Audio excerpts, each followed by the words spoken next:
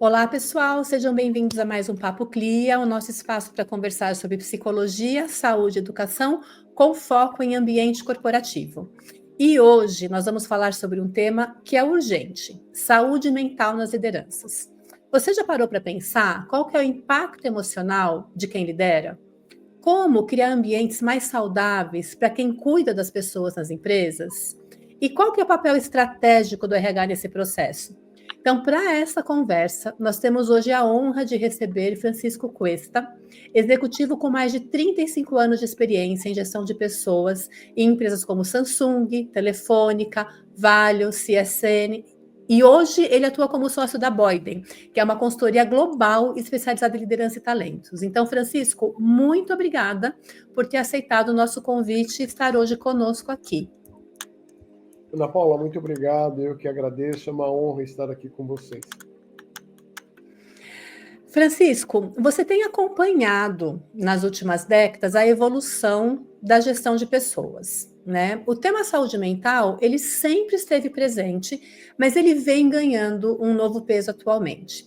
Então, eu queria te perguntar, na sua visão, o que mudou na forma como as empresas enxergam esse tema? Bem, é uma mudança que você falou algumas décadas e eu iria até um pouquinho mais atrás da história, desde a industrialização, né, quando o capital se apropriou dos meios de produção e realmente começou a produção em alta escala. As empresas tinham quase nenhum respeito pelas condições a que eram submetidos os empregados, e aí eu diria que é muito o aspecto físico, né? Digamos, o cuidado com a pessoa. E as pessoas eram substituídas muito facilmente, eram momentos de muito desemprego, etc. As pessoas disputavam por trabalhar. Durante muitas décadas, tudo isso foi evoluindo no cuidado com o ser humano, principalmente com a sua integridade, principalmente física. E, digamos, de 3 décadas para cá, com vários eventos que aconteceram, o tema mental tomou uma importância que sempre teve, mas ela veio, felizmente, à discussão nas empresas, nos meios empresariais, em vários grupos dedicados a isso. O que eu dedicaria principalmente, né, nesses últimos anos, eu diria 3 décadas principalmente, a digitalização de todos os serviços, né, a rápida digitalização.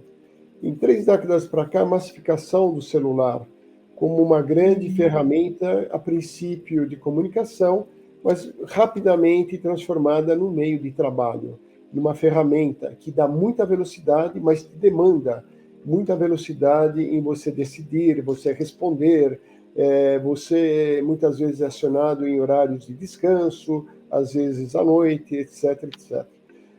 Então, durante todo esse tempo, eu diria que tudo avançou positivamente, mas, infelizmente, muito lentamente. E no que se refere à questão mental, eu diria que mais lentamente ainda por certos preconceitos, pelo negacionismo, dizer, não, isso, digamos, não é exatamente assim, a questão do equilíbrio emocional, cada um tem que ter, não é nada, não vale. Então, eu acredito que é uma agenda que apareceu, por exemplo, com o ESG, apesar de estar enfraquecido também recentemente por alguns discursos aí de pessoas importantes, mas o ESG é importante, a constatação de que a pessoa ela não é uma pessoa no trabalho e uma pessoa na sua vida particular, é uma pessoa única, e essa pessoa única tem que ter o equilíbrio tanto dos problemas pessoais como quanto da pressão profissional que sofre. Então, foi uma estratégia também de negócio que as empresas perceberam o quanto era importante. Sem contar que houve também a questão de se considerar, eu estou falando agora do Brasil, eu acredito que em muitas partes do mundo, que doenças que afetam a mente, né, mentais, foram consideradas também doenças decorrentes de atividades de trabalho. E, portanto, é um passivo que as empresas têm, seja em processos, seja em indenizações, etc, etc. Então, eu diria, né, num pequeno flash assim, histórico, como é que tudo isso evoluiu e por que hoje as empresas têm tanto mais cuidado, eu diria até que ainda estamos numa passagem, numa transição lenta, infelizmente, às vezes há retrocessos, mas há digamos, uma consciência muito maior das empresas por esse tema. Francisco, muitas vezes nós falamos sobre saúde emocional pensando nos colaboradores, mas esquecemos de olhar para quem lidera. Que tipo de pressão emocional você percebe de uma forma mais presente hoje sobre os líderes? É uma pressão que existe, na minha opinião, desde sempre, e ela vem aumentando apenas a intensidade. Apenas é um sentido figurado que já é muita coisa, que é a busca por resultados. Os líderes, em geral, são considerados como um mito, assim, idealizado de uma forma infalível, com poder, incansável, sabe tudo, decide tudo, consegue arcar com todas as pressões e, em geral, em geral, com certeza todos, somos seres humanos, todos temos as nossas questões e também os nossos limites. Então, por muitas vezes, os líderes, isso ainda é muito recorrente hoje, e os líderes se sentirem obrigados a serem infalíveis, a não acusar, eventualmente, uma necessidade de um auxílio, de uma ajuda, de uma pausa, de um descanso, ou até dizer que não sei, ou então pedir ajuda à equipe, ou pedir alguma ajuda fora, seja um profissional da área de psicologia, algum psicoterapeuta, etc. Então, eu sinto que, por toda essa transformação, principalmente da digitalização, a pressão aumentou em todos. Os executivos, muitos líderes, tendem a arcar com aquilo, filtrar e passar para as equipes, porque muitos líderes são ensinados, assim como uma das competências, em absorver choques, digerir, ou seja, transformar numa coisa mais palatável da pressão que recebeu para passar para os colaboradores. Porque, caso contrário, também, se passar diretamente, eu compreendo, inclusive, até a dinâmica da coisa. É uma ideia, é como se fosse uma proteção contra, mas isso fica uma pressão constante e forte aos líderes, a ponto também de não suportarem. E como eles ainda têm, né, aquele mito moral, vamos qualificar assim, de ser, quer dizer, de ser forte, de estar imune a qualquer pressão, de não ceder, eles muitas vezes passam dos limites e quando passam, às vezes, é até tarde. E nunca é tarde para ajudar, mas ele já pode ter entrado num burnout, ele já pode ter entrado num processo de depressão decorrente de mistura de muitos problemas e pressão. Eu vejo assim, mas, por outro lado, eu vejo também algumas empresas já preparadas até para essa aceitação, que o líder é um membro a mais da equipe. Não é somente a pessoa que deve sustentar toda a pressão, digamos, ela deve ser tratada e distribuída em todos, e, de alguma forma, somando forças para que se consiga o objetivo.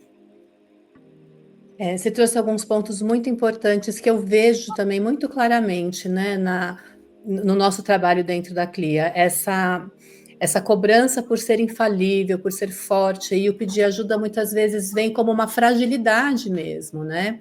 E a pessoa sente que não pode admitir que precisa de ajuda, e realmente isso vai só agravando o quadro. Tanto que a gente tem hoje uma população brasileira onde 86% aí está acometida de algum tipo de sofrimento psíquico. Então, é uma porcentagem muito significativa, né? A gente tem visto, porque você falou da pressão do líder, então ele tem realmente a pressão pelo resultado, ele precisa digerir isso tudo, passar de uma forma mais palatável. Mas ele também tem liderados ali que também estão em sofrimento. Então, a gente tem uma realidade onde eles têm um sofrimento emocional, os liderados têm um sofrimento emocional, e a gente tem uma pesquisa da McKinsey que mostrou que 60% dos líderes não se sentem nem preparados para lidar com essas questões de saúde mental dentro da sua equipe, né? E que ficam perdidos até de a quem recorrer. A gente sabe que algumas empresas vêm se movimentando nesse sentido, mas o que você vê em termos de estruturação das empresas para cuidar disso? Olha, é muito curioso, porque eu tenho visto nos últimos anos a preocupação das empresas em preparar novos líderes, ou seja, pessoas que eram individuais nas suas atividades e estão subindo, seja pelo plano de sucessão, ou por potencial, ou por capacidade, estão subindo na hierarquia. Há várias empresas mais estruturadas que cuidaram para que houvesse um programa de formação de líderes. Quer dizer, o que é ser, de repente, uma pessoa que tinha uma atividade um pouco mais analítica, digamos, sem responsabilidade de gerir uma equipe, a, de repente, ter pessoas com todas as suas nuances, não só de trabalho, essas questões pessoais vêm para o líder, ao líder. E essas empresas, eu percebi que elas preparam muito os novos líderes em questões de como comunicar, como compreender sistemas, como fazer aprovações em um determinado sistema que sobe, porque agora ele é responsável por um certo budget, por um certo orçamento, um certo projeto, como ele recebe uma série de conhecimentos. No entanto, Ana Paula, infelizmente, eu não vejo a disciplina de saúde mental dentro desse programa de preparação de líderes. O que eu vejo mais perto disso é a comunicação. Saber se comunicar, saber ouvir também, eu tenho ouvido, que eu acho que chega muito perto da empatia. Mas não no que se refere, entrando bem no tema de saúde mental, no que se refere a identificar, até nessa saber se comunicar. Muitas vezes comunicar é comunicar em equipes, né? Mas comunicar individualmente para você não expor uma coisa, né? Que eu acho que é uma conversa de um para um, né? Face to face, face a face, quer dizer, estou evitando aqui a utilização de termos estrangeiros, mas de como tratar e para onde levar, né? Se não é com ele, se ele não se vê em condições de tratar alguém com algum sofrimento, né, que possa levar a uma doença mental, com quem ele deveria falar? Eu não vejo, infelizmente, nos programas de preparação de líderes, essa disciplina, esse cuidado, ou minimamente esse tema, para que eles estejam preparados mesmo, sabendo que isso vai aparecer, pode acontecer a depender da pressão e até dos problemas pessoais de cada um, e como lidar.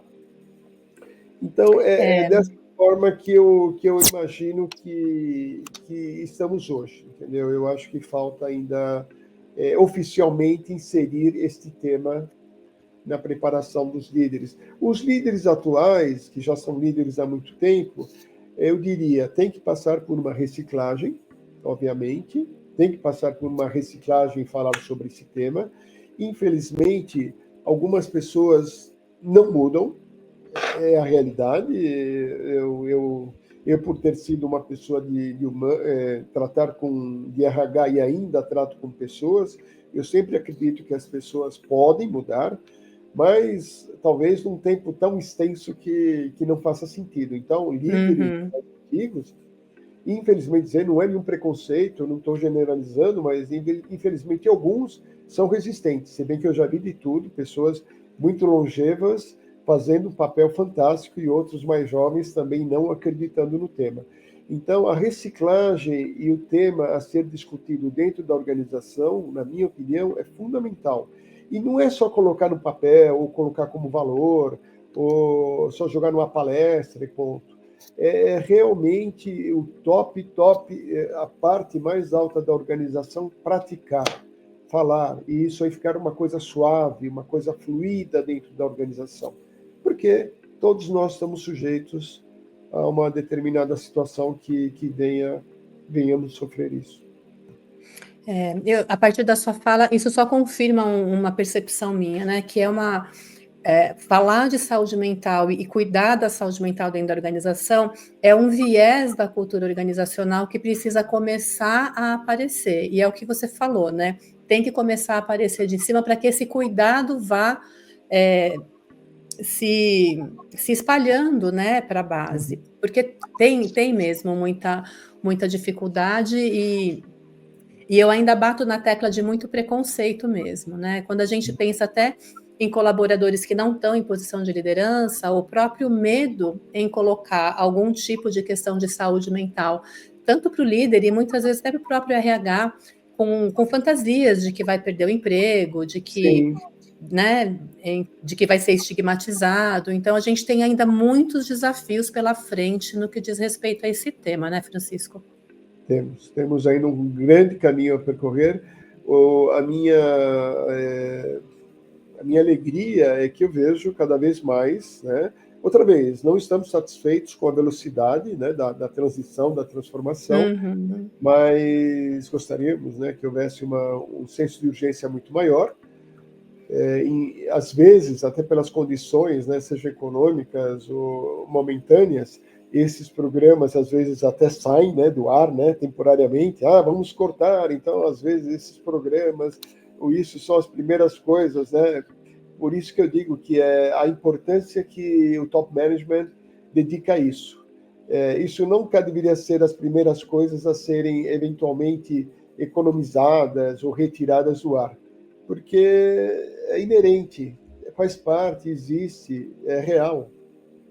Sim, e eu acho que um dos grandes problemas é que as empresas ainda enxergam isso como um custo e não como um Sim, investimento, né? Porque se a gente for analisar tudo que está envolvido em termos de perda de produtividade, de absenteísmo, de turnover, de presenteísmo, então existe uma perda financeira, vamos dizer assim, para a empresa quando a gente não cuida disso. É que isso fica muito disfarçadinho ali, é muito difícil de sim, mensurar, né? exatamente. Fica muito. E o preconceito geral, tem ainda preconceito, infelizmente existe ainda Sim. sobre isso. E me conta uma coisa, Francisco, você atuou em empresas de altíssimo desempenho, de culturas exigentes, né? É E você verdade. consegue contar para a gente um pouco, na sua visão, o que diferencia companhias que conseguem minimamente cuidar da saúde emocional das suas equipes, mesmo em ambientes desafiadores, daquelas que não conseguem? Sim, olha, eu tenho pensado muito nisso e observei muito durante as organizações que eu passei, são muito diferentes, todas com uma característica de grupos muito grandes, mas muito diferente em suas culturas. Mas o que eu observo é quando a empresa tem uma cultura que realmente preserva o principal, né, eu diria, eu chamo o capital humano como o principal ativo das empresas, francamente, Uhum. e sem querer puxar para o meu lado, mas eu estou puxando para o lado de todos os humanos que estão, né, na Terra, porque somos todos trabalhadores de alguma forma. Porque o capital financeiro você financia, se arruma. Você precisa ter crédito, arruma dinheiro. A tecnologia você compra se tiver dinheiro. E o capital humano você só atrai, retém, desenvolve, engaja se você realmente tiver um projeto bacana, principalmente nos dias de hoje, nas famosas gerações que estão hoje, né, aqui é uma onda, né, já estão aí, não é uma realidade. Há anos Sim. atrás falávamos, as gerações estão chegando, elas chegaram, a geração Z, todas elas. É, uma empresa que tem cuidado dentro da sua cultura, olhando os empregados, os colaboradores, como um ser inteiro, né, seja emocional e físico, essas empresas conseguem ter dos seus empregados muito mais engajamento, identificação pelos valores. Poxa, que legal a empresa, olha, eu vi determinada pessoa, ela está esperando um bebê, mas ela está em depressão, a empresa ofereceu um tempo, né, que ela fica em casa, cuidando daqui. Eu peguei, por exemplo, mais vários exemplos, um executivo que ele está realmente no burnout, conseguiu uma licença, ou realmente ele vai se retirar por um tempo, e todos respeitam, todos acreditam. Então, existe o respeito pela empresa, o respeito pela marca, pelos valores, a crença naquilo que a empresa faz e, portanto, o engajamento. O que é o engajamento? O engajamento é quando as pessoas estão com a empresa, né? Aquele famoso, antigo, muito antigo, vestir a camisa, né? Ou a camiseta, é o engajamento. Eu vou ao trabalho, é claro, a maior parte, eu diria, uma grande, né, maciça parte de todas as pessoas trabalham porque precisam, mas trabalhar com prazer, por gostar, por estar engajados à marca, aos valores, a forma como trata as pessoas, que pode ser consigo próprio, e se não for, um dia pode ser, isso me cria engajamento que vem retenção. Eu não quero sair dessa empresa, que tem valores que eu gosto, que eu admiro, engajamento que também implica em maior eficiência, em pessoas engajadas são embaixadores da marca, né? Nós falamos muito de marketing, marca para cá, marca para lá. Se uma empresa tem 100 empregados, tem 1.000, 10.000, mas são todos engajados, são verdadeiros embaixadores daquela marca e falam com orgulho, com vontade de trabalhar, e tudo isso. Então, a diferença é o oposto, né, para aquelas que não têm ou não dão cuidado. Eu não estou dizendo que só ter na sua cultura significa que todos os problemas estão resolvidos, mas pelo menos as pessoas veem a dedicação que tem. No entanto, se você está numa organização, você vê que uma pessoa da sua equipe, que você também é um membro, está sob alta pressão, seja soma de problemas pessoais, familiares, perdeu um familiar, ou simplesmente ele entrou numa angústia, entrou numa depressão, não está conseguindo performar na empresa, e de alguma forma o chefe vem e faz um próprio assédio, né, pelo seu performance perante os outros. Poxa, todo mundo se coloca no lugar dessa pessoa, todo mundo se vê nele, né? Poxa, isso poderia estar acontecendo comigo, não é respeitoso, etc. Então, é possível que as pessoas continuem na organização por uma necessidade monetária, financeira, mas não com engajamento, não com a eficiência, e eu garanto, na primeira oportunidade vai embora. A retenção de talentos é muito mais frágil. Sim, é verdade, a gente vê isso na prática mesmo, né? Essa eu acho que são as principais, que eu acho que é muito grande. É o respeito ao ser humano como uma coisa inteira, né? Ele inteiro, não somente, né, se ele... a gente vê muito o conceito de ESG, do etc., que em muitas empresas também é um discurso, não exatamente uma coisa que está no sangue, mas é uma coisa, ok, corretamente, politicamente é correto, mas nas empresas que não precisam nem fazer muita propaganda, mas praticam, essa atmosfera, ela, né, ela passa pelos muros da empresa e e o inverso, o oposto é o mesmo. Sim, e aí entra no que você falou, né, da importância da formação da liderança mesmo, porque é o que vai transmitir toda essa cultura de respeito, de olhar para o ser humano de uma forma global, né? Nós temos, Francisco, aqui na CLIA, atuado com empresas que têm esse olhar, né, de cuidado para a saúde mental, que tem isso como um princípio, mesmo como uma cultura. E, em alguns casos, a gente auxilia desde a formação de comitês, até o apoio a líderes de sofrimento, até a própria gestão de saúde mental dos colaboradores da empresa como um todo, né? Como é que você enxerga hoje o papel de consultorias e da atuação de especialistas externos nesse processo de apoio às empresas no cuidado da saúde mental? Bem, eu acho muito positivo nós termos expertise de alguém que nos ajude. Recursos humanos, as áreas de recursos humanos, eu vou dizer, pelas experiências que eu tive até recentemente, elas estão muito ocupadas, primeiro com as atividades que eu diria que são as de sobrevivência, né, que são as questões operacionais. Eu tenho que pagar o Uhum. salário, e para pagar o salário eu tenho uma folha de pagamento bastante complexa, eu tenho que pagar todos os emolumentos, depois eu tenho que ver se as pessoas estão trabalhando, quer dizer, como que controla, desde layout, etc, etc. Então, tem temas que acho que o RH ainda depende de conhecimento, de expertise, de experiência. Se fala, mas não sabe como, né? Não sabe exatamente como fazer. Você falou, por exemplo, comitês, eu acho muito interessante.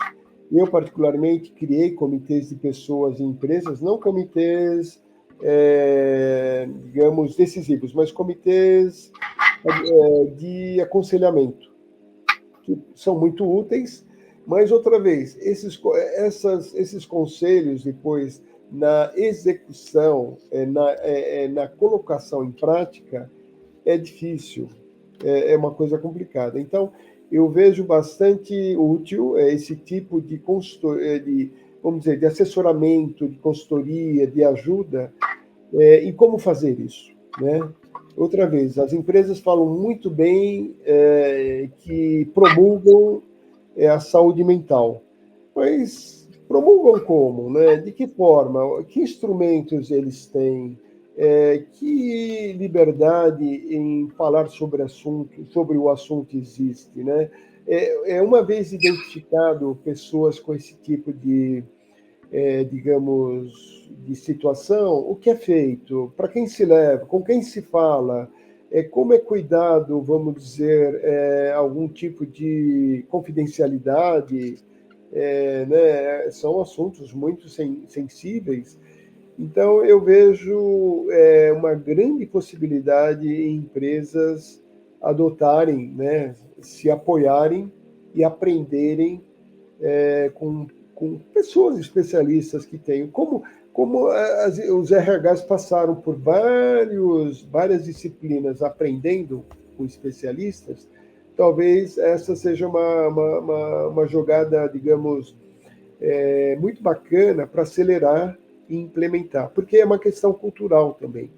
E, às vezes, Sim. essa empresa que vem ajudar também possa contribuir na questão como que a cultura pode aceitar isto, esta mudança, a comunicação, eventualmente fazer a gestão da mudança de um lugar para outro, identificação daqueles pontos contra, né? Eu diria aqueles as opiniões que trabalham contra, tem as opiniões a favor de tudo, mas tem Uhum. aqueles, né, geralmente também há líderes, né, há líderes nesse meio, então como Sim. fazê-los, né, compreender e puxá-los para você, é muito difícil. Eu acho que é fácil falar, mas é um assunto, agora que você está me colocando isso, eu confesso que é muito difícil.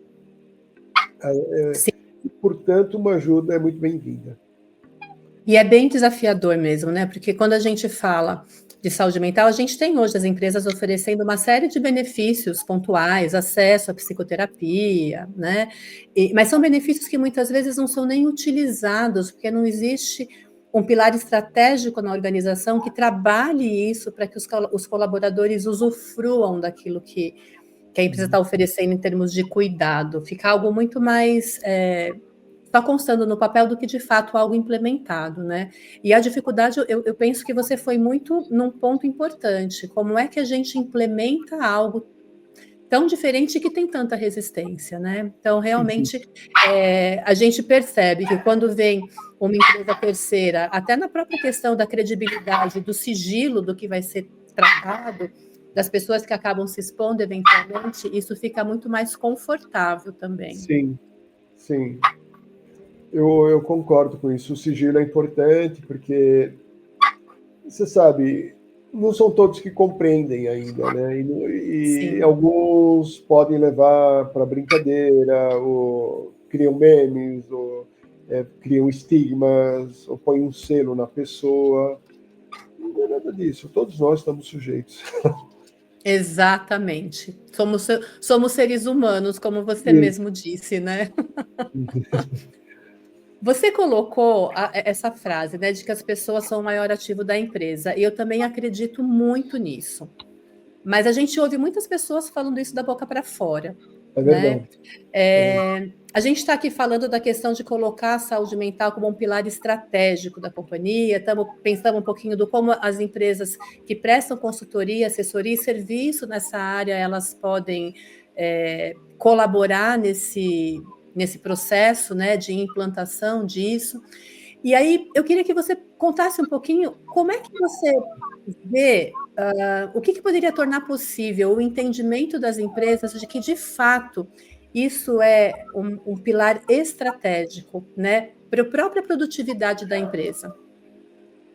Olha, eu sou engenheiro e como bom engenheiro, eu também utilizo inteligência de negócios, números, KPIs, tal. Aham. Então, eu acho, às vezes, um pouco delicado, talvez, misturar uma coisa tão, né, assim, tão, de sentimentos, né, seja emocional, seja etc. Mas os indicadores são importantes, né? Então, eu acho que, como eu disse, as pesquisas hoje chamam até pesquisa de felicidade de trabalhar, né? As pesquisas, essas pesquisas tradicionais, algumas empresas têm a sua própria, eu acho que é um bom indicador, porque Uhum. nessas pesquisas, tem pesquisas que remetem realmente o quanto você se sente comprometido com os valores da empresa, e vem também a questão da saúde mental. Eu já vi em algumas. Então, quando você faz o desdobramento das respostas, mantida a confidencialidade, você pode ver diferenças entre empresas que têm realmente um cuidado, né, como um elemento estratégico, um pilar estratégico, a saúde mental, o cuidado, a preservação, etc., e aquelas que não têm. Então, eu acho que indicadores, pesquisas de felicidade, que hoje é chamado, mas antigamente era de Uhum. ambiente, né? Foram inseridas várias perguntas no que se refere a isso, que podem ser tabuladas e ser verificado. E isso também se conecta com o que eu estava dizendo: engajamento e compromisso com a empresa, orgulho de pertencer. Então, se eu tenho orgulho de pertencer e eu estou muito engajado com essa marca, porque eu vou embora. Estou feliz aqui, eu vou ser respeitado. Talvez eu atravesse a rua e consiga uma empresa que eu ganhe até 15% a mais, mas eu não tenho a certeza de que as pessoas lá são tratadas no seu todo, né, em todas as suas dimensões, de uma forma respeitosa, de uma forma que eu gosto. Então, eu acho que tem a questão também de observação, mas eu Uhum. compreendo que muitos executivos, ou até grandes, né, ou corporações, questionam muito programas de RH, notadamente aqueles que não têm como medir, né? Ah, mas eu estou investindo, né? Como você até mencionou, é custo no investimento. Eu costumo ir por esse lado, né? Em fazer pesquisas onde esses elementos apareçam em perguntas, não, com cuidado também, para que não pareça assim, alguma coisa viciada, né? E diante Sim. disso, demonstrar, olha, você vê como é importante para as pessoas ter esse cuidado. Eu penso assim. Não sei se você está de acordo.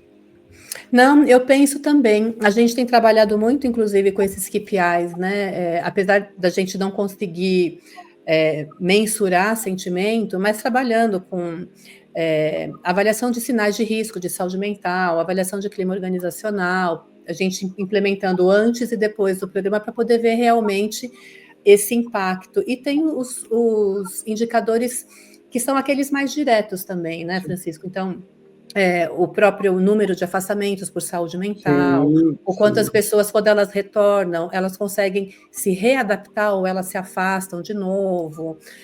O número de pessoas em tratamento, quando você vai analisar sinistralidade de plano de saúde, né? Quantas estão em tratamento com profissionais da área da saúde mental, sejam psicólogos, psiquiatras, e você ir acompanhando isso ao longo do tempo, acho que são todos indicadores também que podem nos dar aí um caminho, né, para mostrar a importância disso realmente, né? São indicadores importantes, se bem que infelizmente as pessoas utilizam muito desses indicadores para ver, principalmente na hora de atualizar o plano médico. O plano de saúde, é verdade. Né? Tem muita gente com doença mental, aí vê se atacar o problema, ataca, né? Não quero nem falar, mas faz. Não, essa pessoa tem doença mental, não serve aqui. Infelizmente, eu já ouvi comentários desse tipo. Essa pessoa não serve para a organização, não é problema meu, não é problema da empresa, e, portanto, né, Mas, sim, esses indicadores... É uma pesquisa, nada mais do que tentar transformar sentimentos, emoções, né, em números, né, em alguma coisa que quantifique, né, uma qualidade, qualificação, quer dizer, quantificação de uma qualidade, né, e isso possa convencer, né, dar mais embasamento técnico para uma decisão, ou pelo menos para manutenção, porque às vezes vem, mas devo manter isso daí, porque eu não retiro, porque eu não corto, etc. Agora, o conhecimento humano, nós como humanos sabemos, né, não precisamos de muitos indicadores, a gente sabe que, no mínimo, uma pessoa não ser bem cuidada no todo, né, como um todo, não é bom, não é justo, né? Digamos que, ultimamente, não é justo, né? Se a gente ainda quiser sair de qualquer tipo de quantificação financeira ou de indicador, etc. E é interessante isso que você falou, porque olhar, né, para esses dados de uma forma cruel, estigmatizando, né, quem está ali fazendo uso de algum serviço de saúde mental e acreditar que vai descartar esse colaborador e pegar um outro que não vá fazer uso também é uma ilusão, porque hoje, como a gente estava falando agora há pouco, a incidência de sofrimento mental ela é muito grande. Então, ou a gente cuida, ou a gente vai só ficar trocando de colaborador, né? Ou criando mais, né? É uma reciclagem até injusta, porque é possível até que a empresa esteja, digamos, recrutando pessoas mentalmente sem problemas, cria um problema lá, aí descarta, aí traz mais forma, descarta. Há empresas tóxicas, há empresas que criam, né? Infelizmente existe, isso é uma realidade, não é nenhuma crítica, mas existem empresas com clima muito tóxico que formam pessoas doentes. Por isso que a Justiça do Trabalho, né, em vários casos, elas identificam uma questão, uma doença mental como uma doença adquirida no trabalho. Sim, exatamente. E isso também, você falando de empresa tóxica, né? Inclusive para a liderança, mesmo quando a gente tem uma liderança talvez um pouco mais conservadora, num estilo de uma comunicação não tão empática, essa toxicidade ela também afeta a liderança, né? Então, vai afetando clareza para tomada de decisão, vai afetando a sua própria regulação emocional, e se a gente consegue trabalhar essa liderança para reconhecer os próprios limites e reconhecer nos outros também, a gente consegue retomar aí um certo grau de equilíbrio nas relações, né? E aí, para a gente ir finalizando, Francisco, para aquele executivo que está escutando aqui o nosso bate-papo, né, e que está se sentindo cansado, desmotivado, sobrecarregado, como que você vê, qual seria o primeiro passo, na sua opinião, para ele poder cuidar dele mesmo, em primeiro lugar? Olha, eu acho que o que me vem primeiro à cabeça é o mais simples e talvez o mais difícil. Porque uma pessoa, a depender do grau que ela se encontra agora, eu diria, tenta fazer um exame, né, de autoconsciência, uma reflexão, né? Mas, a depender do estado que a pessoa está, até isso já é muito difícil. A pessoa está confusa, a pessoa se confunde literalmente. Ela está tão ansiosa, eventualmente, que ela não consegue organizar ideias. Ou então está tão depressiva que ela não tem energia. A depressão, ela drena a energia, e a ansiedade, a confusão de ideias. Então, essa seria a minha primeira sugestão, mas eu acho que é muito difícil, a depender, outra vez, do momento que você está passando, você cruzar isso sem uma ajuda adicional externa, né? Eu sei Uhum. também que, puxa, mas você está falando o quê? Eu estou falando, sim, de um psicoterapeuta, pode ser um psicanalista, um psicólogo, alguém que seja definitivamente, digamos, sei lá, certificado, alguém que tenha realmente condições de fazer. Não, existem muitos aventureiros também, que Sim, possam te dar uma ajuda, primeiro, em organizar, baixar um pouco, né? Baixar um pouco assim, toda essa ansiedade, para começar a ter menos confusão e organizar as ideias e até prioridades. No mundo de hoje, onde eu vejo tudo que é tudo muito autômato, né, e cada vez mais, foi e vem sendo cada vez mais, você pode ver, se acorda, já faz, pum, parece, escova os dentes, está pensando nisso, penteou, saiu correndo, está no carro, está pensando. Então, comigo acontece, há dias que eu chego na empresa, eu nem lembro qual o caminho que eu fiz, eu só lembro que eu estive em constante pensamento e reflexão de todos os compromissos que eu tenho, mas é necessária essa reflexão. Eu acho que seria muito justo que todos, independente do momento que vive, ter uma possibilidade de reflexão do que está fazendo aqui na vida, por que está fazendo. Alguns nem sabem porque estão trabalhando translocadamente, ou porque estão atrás do quê, nem sabem, só estão cumprindo a tabela. Então, eu acho que se ele não conseguir fazer uma autorreflexão, um exame de autoconsciência, procurar ajuda. Essa ajuda deve ser de pessoas experimentadas e que tenham, né, toda a certificação necessária. Algumas vezes eu acredito que são necessários, sim, os remédios que possam ajudar, porque às vezes a pessoa está numa situação tão difícil que ela própria não consegue, né, não tem forças uhum. seja por várias razões, às vezes pessoais, um luto, uma perda, uma separação, somada às pressões do chefe, aí você performa mal, aí você recebe uma chamada no trabalho, aí você perde o emprego, aí todas essas coisas somadas, que são muito comuns do dia a dia, às vezes impedem que a pessoa possa respirar, pelo menos, né, sair né, submergir e poder respirar. Às vezes com ajuda externa, com certeza, e às vezes, a depender do caso, também há remédios muito bons. Eu não sou médico, não sou nada, mas eu já passei por tudo isso, inclusive, para quem me ouve, né? Uhum. Eu também tive experiência de burnout.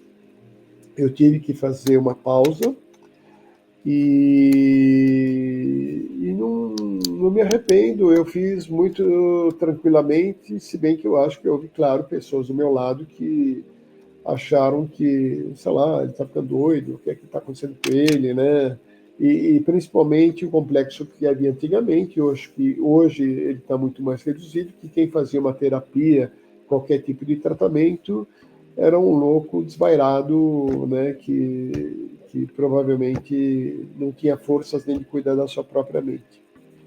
Então, eu acho que é isso. Quem tem, os líderes, eles podem também ter um coach, podem ter um mentor, eles podem também se embasar na própria equipe, por exemplo. Eu acho que as equipes que são muito bem, digamos, têm uma conexão muito forte, inclusive com o líder, né?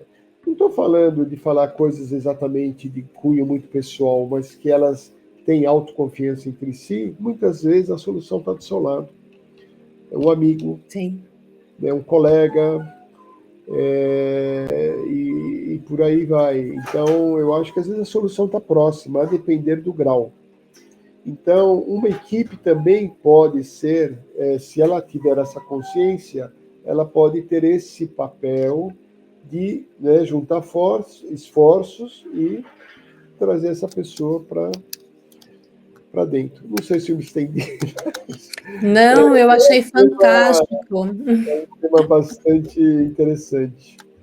Sim, não, eu achei fantástico a sua colocação e obrigada por compartilhar, né, da sua experiência mesmo com toda essa questão de saúde mental, porque às vezes as pessoas falam, nossa, não, isso não acontece, acontece, né, e acontece com muita gente.